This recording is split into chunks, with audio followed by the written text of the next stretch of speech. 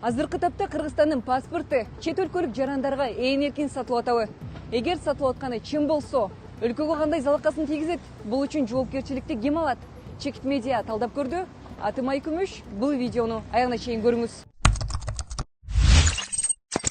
Орусиялык блогерлер кыргыз жарандыгын тез эле сатып алса болот деп шылдыңдап атканы тууралуу Жогорку кеңештин депутаты Дастан Бекешев айтып чыкты. Российские блогеры, издеваясь, говорят: вот смотрите, кыргызское гражданство можно купить, это делается очень легко, заплатил сюда, получил гражданство. Понимаете, я не против, если это было бы гражданство взамен инвестиций, если бы они какую-то сумму большую платили в бюджет. Но раз они об этом говорят, значит, есть у нас где-то коррупционная составляющая или что? Вот почему у нас не говорят, вот сразу не реагируют, не говорят, это мошенники? Или это просто информация, не соответствующая действительности? Всякие блогеры, вот эти юридические компании, везде продают вот это гражданство, да, якобы.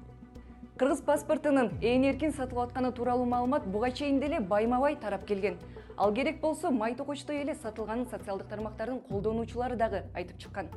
Блогерлер жана журналисттер дагы бул маселени бир нече ирет көтөрүшкөн. У нас прекрасная страна Россия, но какой Кыргызстан, вы смеетесь? Самый быстрый паспорт в мире. Лично президент Садыр Жапаров. Забудьте, что такое санкции. Это быстро и легально. Виза в США сроком сразу на 10 лет. Под ключ любой желающий сможет обзавестись нашим паспортом. Можно купить при желании, конечно, и гражданство Румынии и Болгарии, но это стоит гораздо дороже. Самый дешевый паспорт – это наш. Телеграмдагы гражданство Кыргызстана Киргизия деген канал 12,5 мың доллардан баштап тез арада мыйзамдуу түрдө паспорт жасап берүүнү убадалайт. Биз жарнама бергендер менен байланышып көрдүк. Бул канал кыргыз жарандыгын алгандардын видеолорун дагы жарыялап турат.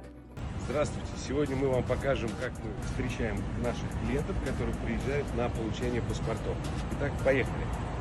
Алардын биринде кызмат көрсөткөндөр кардарларды унаа менен аэропорттон тосуп, калкты тейлөө борборуна жеткиргенин көрүүгө болот.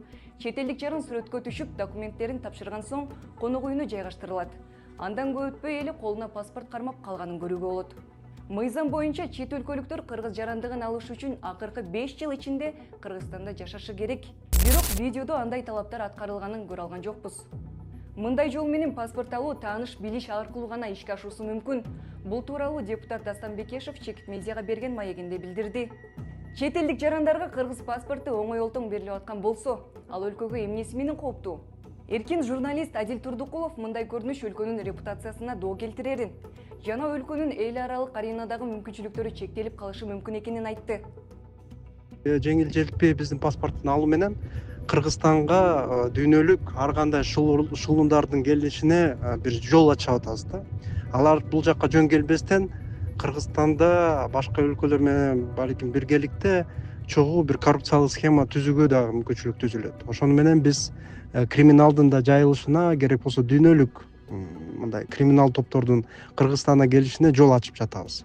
Бул дагы абдан чоң коркунуч. Ошондуктан буга укук коргоо органдары жөн эле мындай блогерлердин артынан чуркай бербей, мисалы, же ошол жарандык активисттердин артынан чуркай бербей, ошол чыныгы Кыргыздын коопсуздугуна кедерги тийгизип жаткан маселеге абдан чоң эме түзүш керек да. Анткени мындай маселе дайыма болуп келген Кыргызстанда. Көптөгөн фактылар аныкталган. Бирок азыр бойдон чечилек тескерисинче өсүп жатат. Анткени Украина согушу менен ошол Орусиядагы шылуундар дагы ошол алууга көп аракет кылып жатат да. Буга чоң мындай бөгөт коюш керек.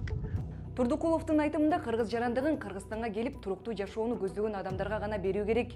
Ал эми депутат Дастан Бекешев кыргыз жарандыгы сатылып жатканы тууралуу видеолор чыга бере турган болсо, визасыз башка мамлекетке баруу мүмкүнчүлүгү жоюларын, башка өлкөлөр кыргыз жарандарын катуу текшерүүгө аларын белгиледи. Ошол эле учурда Санариптик өнүктүрүү министрлигинин алдындагы Калкты каттоо департаментинин директорунун орун басары Бекзат Ибраимов кыргыз паспортун чет өлкөлүк жарандар сатып алып жатканы тууралуу маалыматты толугу менен четке какты. Сатып алуу деген бул андай маселе таптакыр.